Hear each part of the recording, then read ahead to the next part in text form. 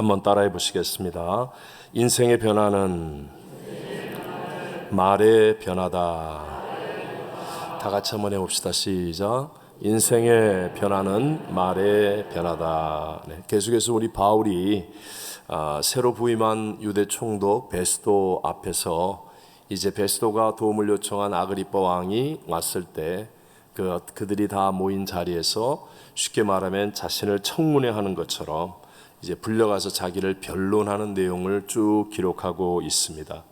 바울은 유대인의 율법과 또 종교를 잘 알고 있는 아그리빠 왕 앞에서 자신이 청년 시절부터 유대인들에게 무엇 하나 숨기는 것이 없는, 감출 것이 없는 모든 사람들이 자기를 다 아는 투명한 생활을 해왔었다라고 했습니다. 그런 바울의 소망, 그리고 바울을 고소한 유대인들의 소망은 같은 것이다. 지난 시간에 우리 보았죠. 바울의 소망과 바울을 고소한 유대인들의 소망은 다 메시아를 기다리는, 하나님이 약속한 메시아를 기다리는 동일한 소망을 가지고 있었다라고 말했습니다. 그러면서 바울이 이제 그 메시아가 예수 그리스도라는 것을 앞으로 증거하기 위해서 이런 말을 지난 시간에 마지막에 던졌죠. 하나님이 죽은 사람 다시 살리심을 어찌하여 못 믿을 것으로 여기시나이까 라고 말했습니다.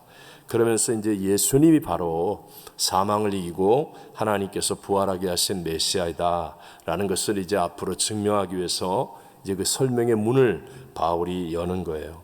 자, 오늘 나오는 이 본문의 말씀은요, 마치 우리 지구역장님들이 믿음 없는 분이나 아니면 믿음이 연약한 분들과 함께 구역 예배를 드려야 할 때 그때 우리가 당할 수 있는 그런 문제의 모습이고 또 우리가 어떻게 해야 되는지를 마치 보여주는 것과 같은 그런 내용이라고도 할 수 있습니다. 먼저 바울은요, 자신의 이전의 모습에 대해서 정직하게 말하고 있습니다. 함께 우리 9절과 10절을 다 같이 읽어보겠습니다. 나도 나사렛 예수의 이름을 대적하여 많은 일을 행하여야 될 줄 스스로 생각하고 예루살렘에서 이런 일을 행하여 대제사장들에게서 고난을 받아 가지고 많은 성도를 옥에 가두며 또 죽일 때에 내가 찬성 투표를 하였고, 우리 다 아는 것처럼 바울은 이전에 대제사장들로부터 합법적인 고난을 위임받아서 교회를 핍박하고 박해했던 그런 짓밟는 일을 했던 선봉대장, 행동대장 이런 역할을 했던 자신이었다라고 말합니다. 그래서 바울이 열심히 다니는 만큼 많은 그리스도인들을 옥에 가두었고 심지어는 현장에서 쳐 죽일 때는 주저하지 않고 자기가 찬성 투표를 했었다. 스데반 집사가 죽을 때도 그랬잖아요. 사도 바울 앞에다가 겉옷을 벗어 던지는 것은 바로 증인으로 삼는 거예요. 내가 찬성한다 라는 증인이 되어진다는 거예요. 이런 일을 했던 사람이 자기 자신이었다 라고 먼저 고백하는 거예요. 그리고 11절 다 같이 한번 읽어보겠습니다. 또 모든 회당에서 여러 번 형벌하여 강제로 모독하는 말을 하게 하고 그들에 대하여 심히 격분하여 외국 성에까지 가서 박해하였고. 여러분, 우리는 사실 이 바울이 얼마나 심각하게 핍박을 하고 교회를 짓밟았는지 실감이 좀 안 납니다. 아마 여러분들이 공산주의 땅에서 예수를 믿었거나 아니면 무슬림 땅에서 예수를 믿는 자체가 어마어마한 목숨을 건 것과 같은 위험한 상황이었다면 아마 바울의 이 이야기가 피부에 착착 와서 닿았을 테지만 미국같이 마음 놓고 자유롭게 예배드릴 수 있는 상황 속에서 바울이 교회를 짓밟았다, 바울이 사람들을 죽이는데 증인이 되었다, 감옥에 가두었다 이런 얘기를 하면 별로 이렇게 심각하게 우리에게 다가오지 않습니다. 하지만 여러분, 그 바울의 행함이 얼마나 악하고 또 주도 면밀했고 얼마나 많은 교회를 박해했고 또 스데반 집사같이 믿음과 성령이 충만한 사람을 죽게까지 했던 그런 엄청난 일을 했던 사람이라는 것 우리가 분명히 바울의 고백을 통해서도 알 수 있어요. 우리가 11절 읽었는데 여기 보면 우리말로 형벌하여 그랬어요. 회당에서 여러 번 형벌하여 예수 믿는 사람들을 벌 주는 것을 얘기하죠. 이 형벌하여로 번역된 헬라어 동사 티모레오라는 말은 성경에서 단 2번밖에는 안 나옵니다.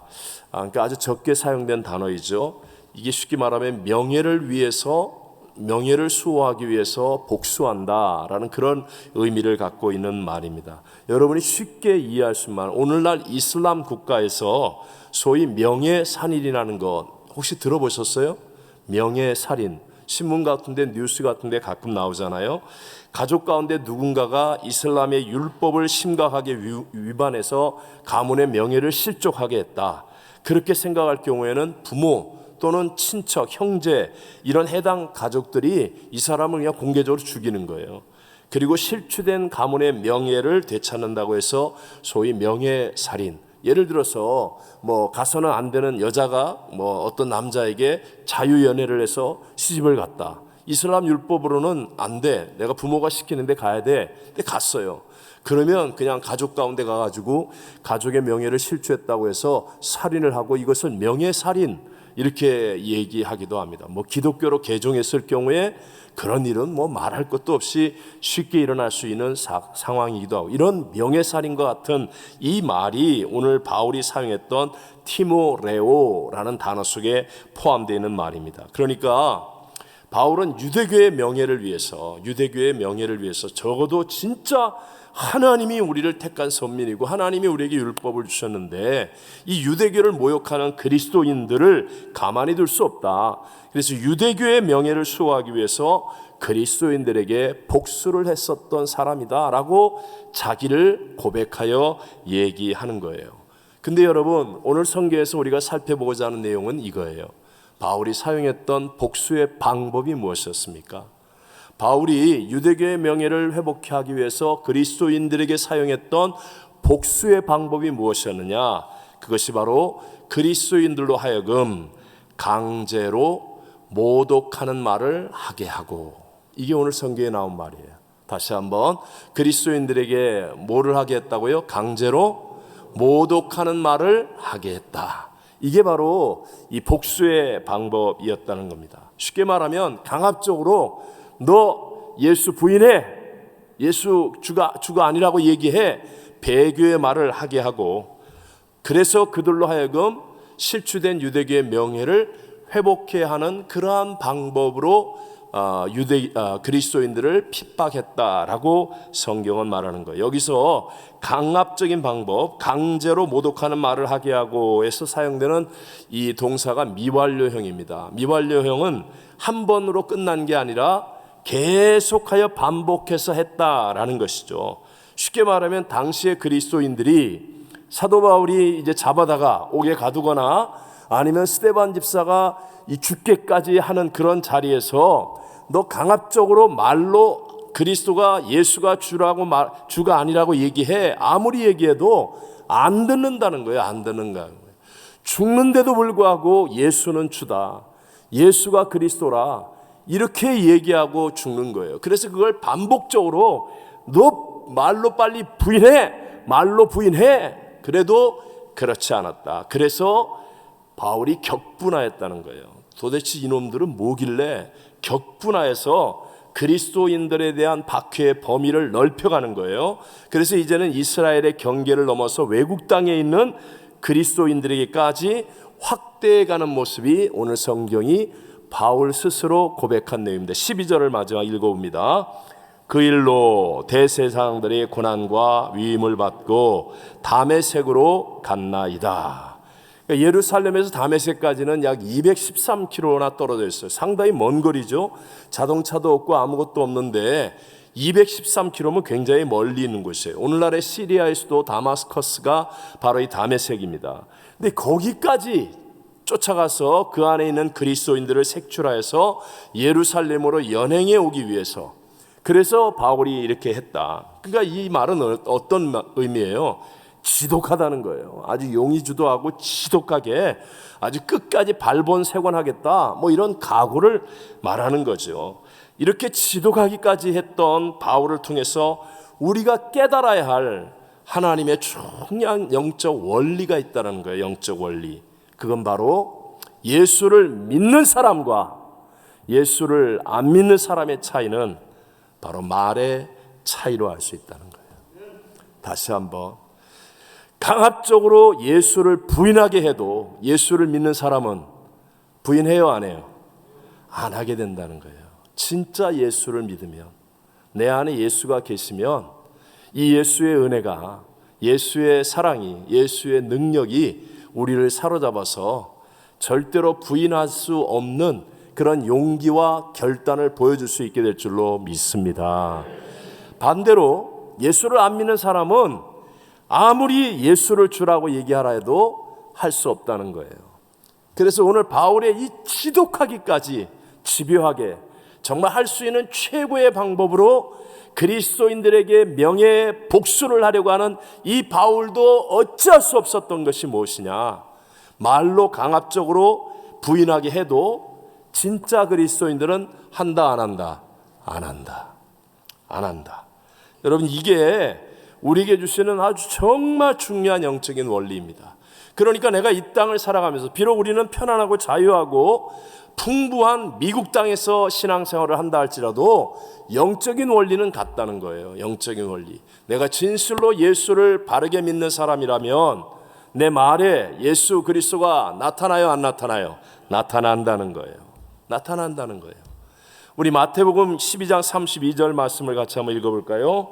또 누구든지 말로 인자를 거역하면 사하심을 얻되 누구든지 말로 성령을 거역하면 이 세상과 오는 세상에서도 사하심을 얻지 못하리라.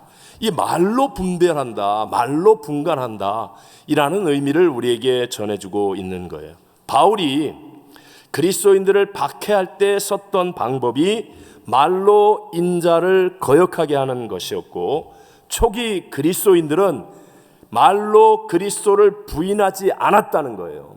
말로 부인하지 않고 믿음을 지켰다는 것입니다. 그리고 이제 바울은 오늘은 여기까지 얘기했지만 그 이후부터 바울이 자기의 목숨을 내놓고 고백하는 게 그랬던 나였다. 그랬던 나였다. 그런데 내가 그리스도를 만나고 나니까 그리스도 예수가 바로 나의 주님이시라는 것을 믿게 되고 내가 이 시간에 여러분들 앞에서 예수가 바로 그리스도요 주라는 사실을 증언하는 사람이 되었다라고 이제 얘기하기 시작하는 거예요. 그러니까 바울이 변화된 다음 그 다음에 나타나는 현상이 뭐예요?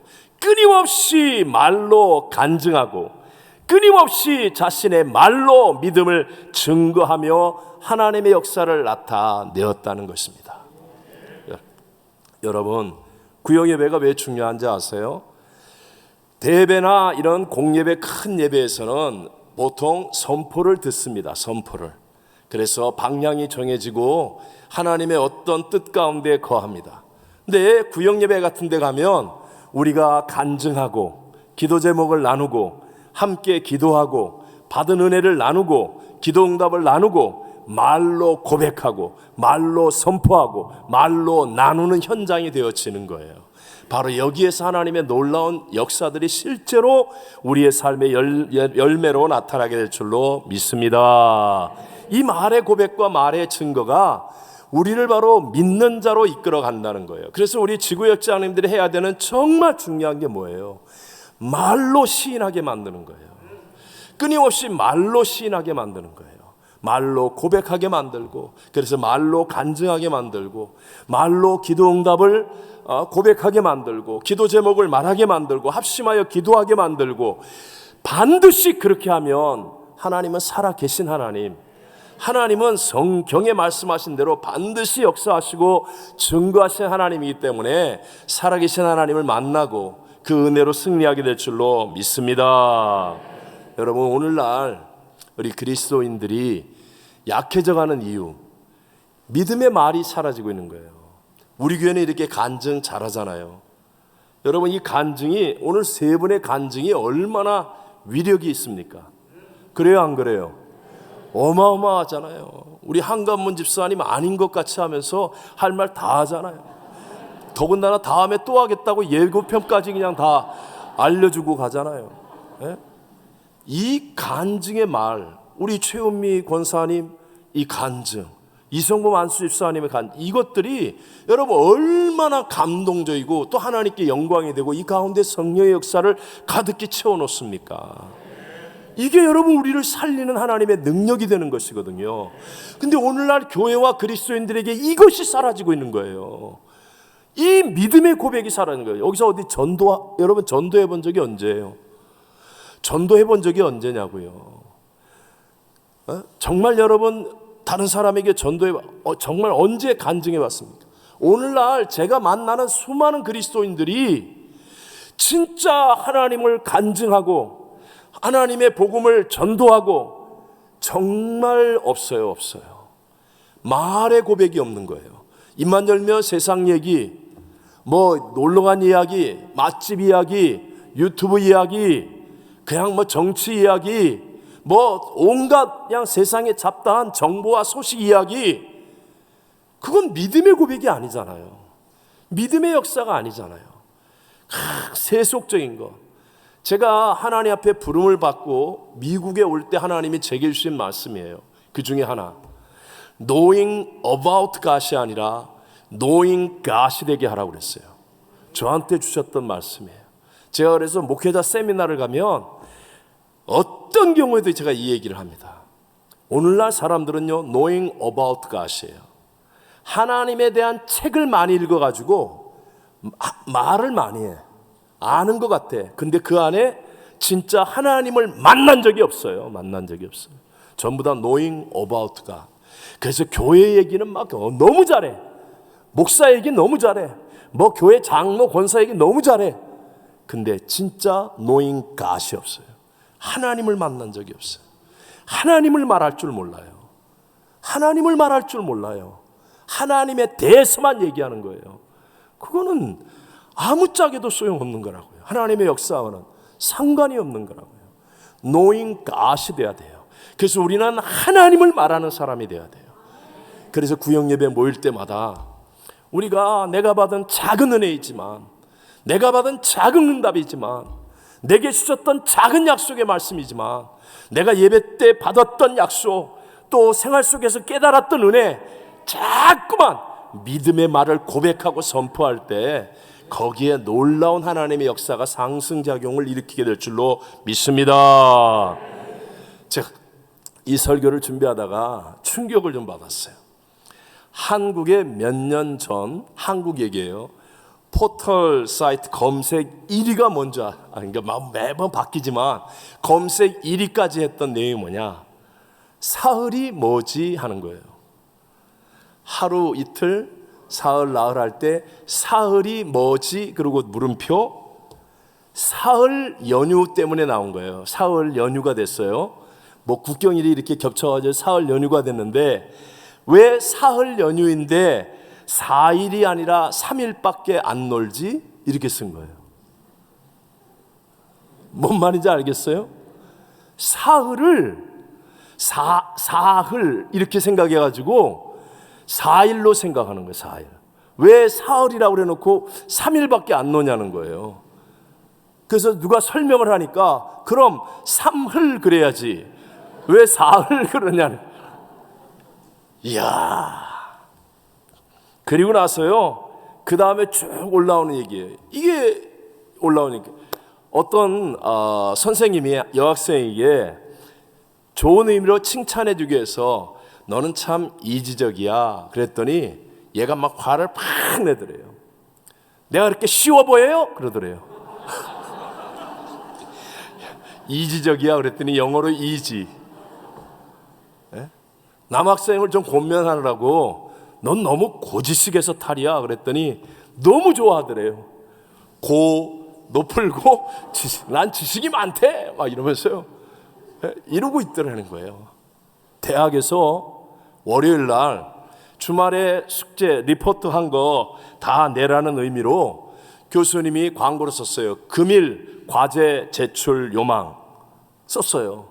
그랬더니 월요일 날 과제를 거의 다 안 내더래. 금일 과제 제출 요망 그랬더니 금일 그랬다고 금요일이라고 생각하는. 금요일까지 우리 금요일까지 내면 된다 막 이러면서요. 안 했대. 이게 여러분, 이게 실제 얘기예요.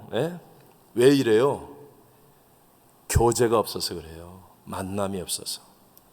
책과의 만남, 사랑과의 만남이 없어서 그래요. 너무 책을 안 읽어요. 너무 책을 안 읽어요. 너무 만남이 없어요. 만남이 뭐예요? 하이, 끝. 축도하면 다가, 끝. 그게 만남이에요? 그게 진짜 교제예요? 아니에요, 여러분. 우리 같이 이렇게 많이 모일 때는 이 소그룹의 구역이 얼마나 중요한지 몰라요. 물론 그 구역 안에는 힘들게 하는 분도 있고 구역 때문에 귀찮아질 때도 있어요. 하지만 소가 없으면 구유는 깨끗하려니와 소로 말미암아 얻는 것이 더 많으니라. 그 힘듦과 그 불편함과 때로는 귀찮음, 이것이 오히려 내 영을 더 깊게 만들고 하나님의 더 큰 인격으로 그릇이 변화되고 하나님의 사랑과 축복과 능력을 받는 기회가 되어질 줄로 믿습니다. 반대로 여러분, 저도 제가 이렇게 목회를 하면서 자질이라고 얘기할까요? 어떤 외적인 조건은 갖추었으면서도 뭔가 불만족스럽고 뭔가 행복하지 못하게 사는 사람들이 있어요. 교회 안에서. 분명히 교회도 오래 다니고 자질도 다 갖추어진 것 같고 조건은 좋은데, 근데 언제나 그 사람들에게서 나타나는 공통적인 특징이 뭐냐? 말로 다른 사람을 고치려고 하는 특징이 있어요. 말로 다른 사람을 고치려고 하는 특징. 여러분, 다른 사람을 고치려고 사용하는 언어는 어떤 언어이겠습니까?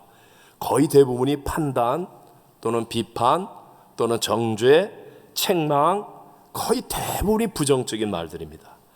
그러니까 여러분, 부정적인 말들을 하잖아요.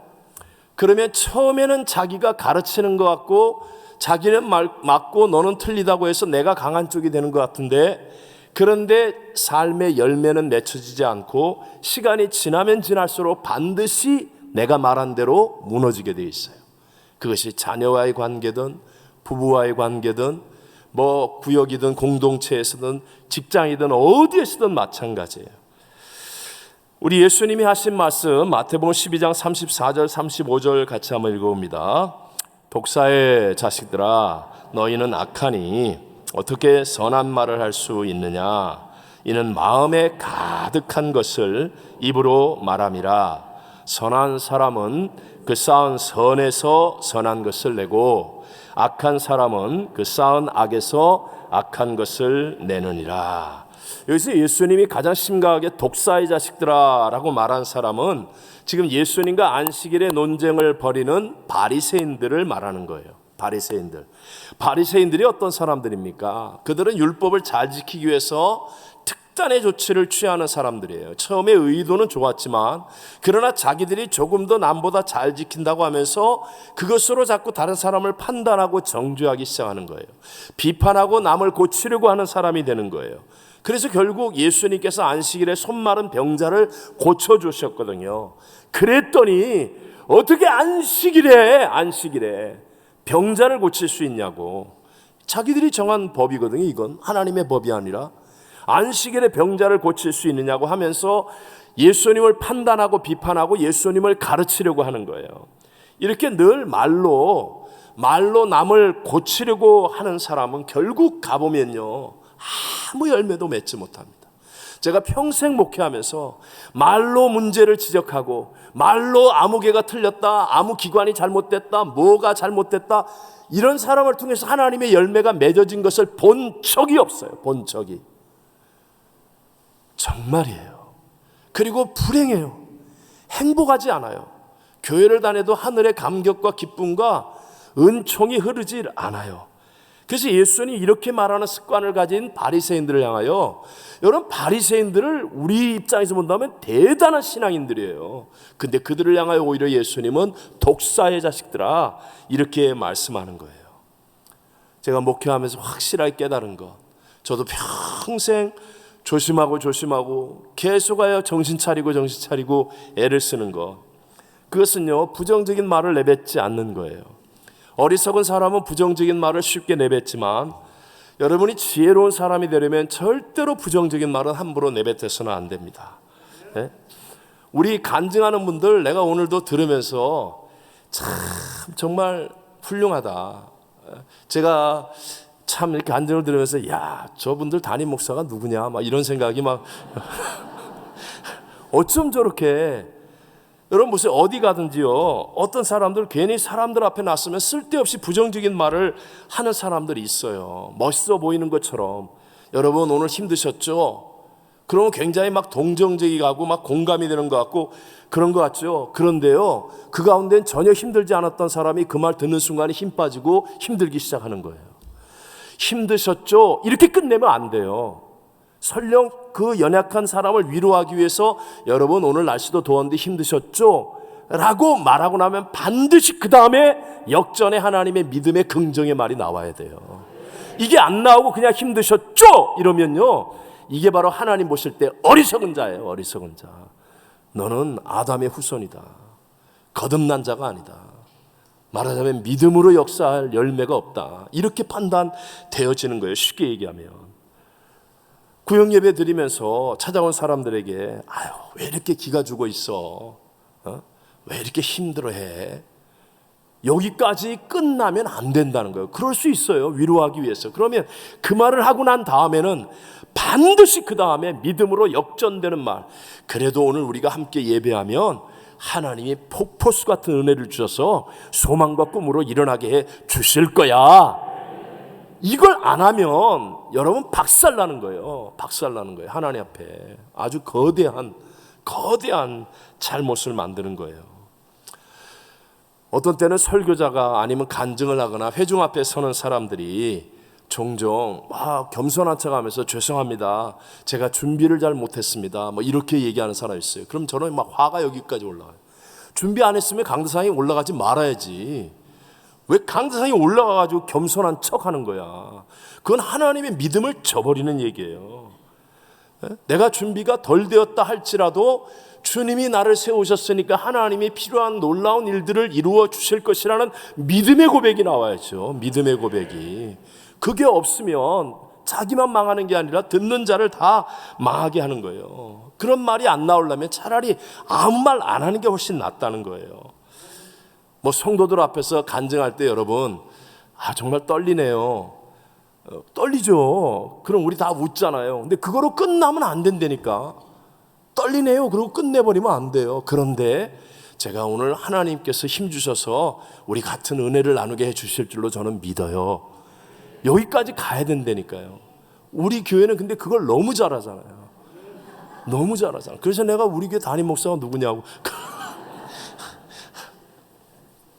자, 웃기 위해서 한 말이었고요. 정말 중요한 겁니다. 우리의 신앙을 위해서 가장 중요하다고 말할 수 있는 영성 습관, 영적인 습관, 그건 말의 영역이에요. 말의 영역. 무슨 영역이다? 말의 영역이다. 말이 안 바뀌면 여러분 신앙 안 바뀝니다. 그냥 겉으로 왔다 갔다 하는 거예요. 말이 바뀌면 놀랍도록 하나님의 역사를 더 크게 풍성하게 열매 맺게 될 줄로 믿습니다. 자, 하나님이 천지를 무엇으로 창조하셨다? 말씀으로. 예수님 무엇이 육신을 입고 오신 분이다? 말씀은 곧 하나님이시니라.